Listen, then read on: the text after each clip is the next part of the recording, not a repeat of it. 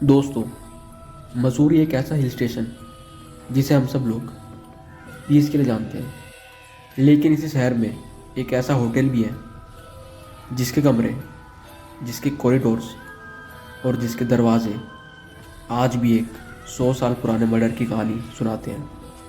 आज की story सेवय hotel की उस रात की कहानी पे बेस्ड है जहाँ एक मर्डर हुआ था जिसका किलर आज तक नहीं मिला। 1920 का साल था।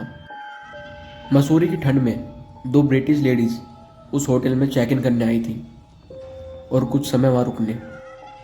उनमें से एक का नाम था मिस फ्रांसिस गार्नेट ओर्मे और उनके साथ Miss Mount Stephen. Miss Garnet Orme एक स्पिरिचुअल हीलर थी जो कि आत्माओं को बुलाती थी। ये बात होटल स्टाफ को अजीब लगी। रात को उनके कमरे से हमेशा हल्की सी आवाज़ आती थी, जैसे काफ़ी स्टाफ ने बताया, जैसे कोई तीसरी आवाज़ उन दोनों के बीच में बोल रही हो। एक स्टाफ बॉय ने बताया, मैडम के रूम के बाहर से रोशनी कभी बंद नहीं होती और अंदर कोई उनसे बात कर रहा होता है। एक रात मिस ग्रैनेट ओर्ने ने होटल के एक छोटे से रीडिंग रूम में स्पिरिट्स को बुलाने का ट्राई करा। टेबल के सामने कैंडल रखी और विंडो बंद कर दी। रूम में सिर्फ वो मिस माउंट स्टेफन और एक और गेस्ट थे। कैंडल फ्लिकर होने लगी और विंडो के शीशे पर कुछ फिंगरप्रिंट आने लगे, फिंगरप्रिंट्स के निशान। मिस गारमेट ओर्ने आंख बंद करके बोलती है, समवन इज हियर, और उनके ये बोलते ही अचानक से कैंडल बुझ जाती है। उस रात के बाद मिस गार्नेट ओर्मे के बिहेवियर में कुछ अजीब से चेंज आने लगे थे। उनको लगने लगा था कि कोई उनके पीछे पड़ा है, कोई उन्हें बार बार देखता है, और वो अकेले रूम में भी होती है तो उन्हें लगता है कि कोई उनके पास है और कोई उनका धीरे से नाम बोलता है उनके कान में। 27 अप्रैल 1920 सुबह के 7 बजे होटल स्टाफ ने कुछ नोटिस किया। मिस गार्नेट ओर्ने सुबह वॉक के लिए नहीं आई है। गेट कीपर ने डोर नॉक किया तो सामने से कोई जवाब नहीं था। दरवाज़ा अंदर से लॉक था।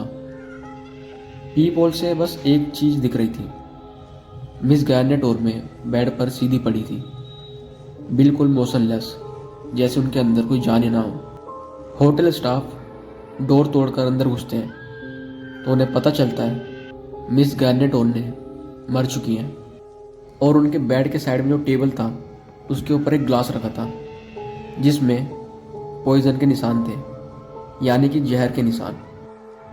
उसी वक्त वहाँ पे पुलिस पहुँचती है। पुलिस वालों ने सबसे पहले डाउट उनकी फ्रेंड मिस माउंट स्टेफन पे किया, क्योंकि वो उनके सबसे पास थी, पर कोई एविडेंस नहीं था। No footprints, no fingerprints, no forced entry, no poison बोतल, कुछ भी नहीं था रूम में। रूम पूरा खाली पड़ा था।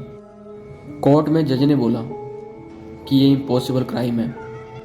ब्रिटिश न्यूज़पेपर ने इसे लॉक्ड रूम क्राइम कह दिया, लेकिन मसूरी के लोग बाद में कहने लगे ये कोई मर्डर नहीं था, ये किसी आत्मा का काम है। आज के टाइम में भी रूम 50 के कॉरिडोर में रात के समय किसी के चलने की आवाज़ आती है, जैसे कोई लेडीज़ हील पहनकर चल रही हो। जब चेक किया जाता है तो वहाँ कोई नहीं होता। रीडिंग रूम में जहाँ उन्होंने स्पिरिट्स को बुलाया था, वहाँ पर रात में किसी के टाइपराइटर चलाने की आवाज़ आती है। जब स्टाफ वहाँ जाता है तो रूम खाली होता है। सेवय होटल के ओल्ड केयर टेकर ने रात के समय बाथरूम में से किसी लेडीज़ को रोते हुए सुना। जब वो वॉचमैन कॉरिडोर में आया तो रूम 50 का डोर अपने आप खुला हुआ था। कोई विजिटर नहीं था। डोर खुद धीरे धीरे खुल रहा था उसके सामने ही। आज भी सेवय होटल के स्टाफ रिकॉर्ड्स में लिखा है, मिस गार्नेट ओर्मे का किलर अभी भी नहीं मिला। शायद इसलिए वो आज भी होटल में भटकती रहती है, अपने मर्डरर को ढूंढती है। और अगर आप कभी मसूरी के सेवय होटल में जाओ और रात के 2 या 3 बजे कॉरिडोर में से किसी के चलने की आवाज़ आए, तो याद रखना कोई आत्मा तुम्हारे पास से गुजर रही होगी, जो 100 साल से सिर्फ एक सवाल पूछ रही है, वो किल्ड मी, मुझे किसने मारा था।